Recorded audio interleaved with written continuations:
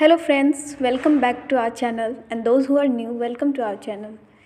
Friends, अगर आप बहुत ही ज़्यादा कंफ्यूज हैं कि किस सब्जेक्ट का क्या कॉम्बिनेशन लेना है एएमयू बी ऑनर्स के लिए, तो अब कन्फ्यूज़न सारा आपको क्लियर करने जा रही हूँ इस वीडियो में। आपको ये वीडियो पूरा देखना है, इससे आपको समझ में आएगा कि कौन सा सब्जेक्ट किस बेस पे लेते हैं और सब्जेक्ट का कॉम्बिनेशन कैसा है। और टोटल आपको जो सब्जेक्ट्स पढ़ना है, सबसे पहले मैं बता दूँ 9 सब्जेक्ट्स आपको पढ़ने हैं फर्स्ट ईयर में। सेकेंड ईयर में फिर आपको लैंग्वेज अलग हो जाता है, मीन्स कि लैंग्वेज हट जाता है, तो आपको 8 सब्जेक्ट होते हैं। उसके बाद फिर अगर बात करूँ थर्ड ईयर का, तो फिर उस टाइम सब्सिडरी हट जाता है, तो अबाउट 6 के अकॉर्डिंग फिर आपका मेन सब्जेक्ट जो होता है उसका भी पार्ट हो जाता है। मैं पूरा आपको बताने जा रही हूँ। देखिए, सबसे पहले ये है कि आप जो चूज़ कर रहे हो, सपोज़ करो आप पॉलिटिकल साइंस से आप बी ऑनर्स करना चाहते हो, तो आपने चूज़ किया पॉलिटिकल साइंस से बी ऑनर्स। तो आप जो पॉलिटी का होगा वो एक सब्जेक्ट का 2 ग्रुप होता है, मीन्स कि 2 पार्ट होता है। तो आपका मेन सब्जेक्ट जो है पॉलिटिकल साइंस, इसका 2 पार्ट होगा।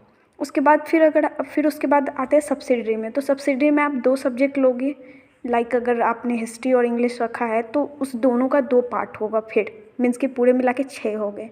तो कंपलसरी सब्जेक्ट्स में आपका आ गया सबसे पहले लैंग्वेज हो गया। लैंग्वेज में आपको चूज़ करना होता है, जैसे उर्दू, हिंदी, मराठी, बंगाली, कुछ भी, तो उसमें से लैंग्वेज चूज़ कर सकते हो। उसके बाद आता है कंपलसरी सब्जेक्ट में इंग्लिश, जनरल इंग्लिश आपको हड़ाल में रखना है।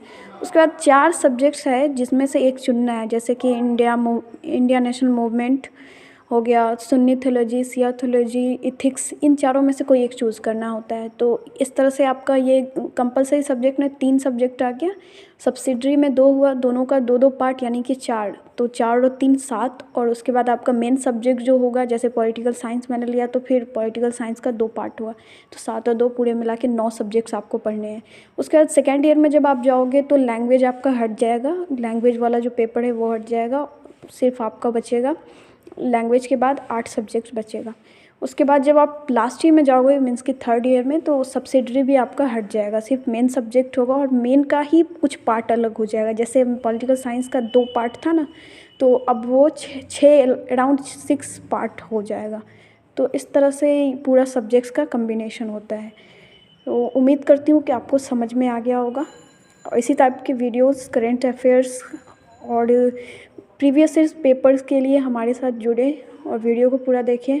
आपके जानकारी के लिए बता दूं कि प्रीवियस ईयर्स पेपर्स का एक प्लेलिस्ट में जाकर आप देख लें, इसमें वीडियो बना रखा है पूरा सोल्व करके आंसर। साइंस का भी बन चुका है, अब आर्ट्स का भी अपलोड किया जाएगा जल्द ही। तो मिलते हैं अगले वीडियो में, तब तक के लिए थैंक्स।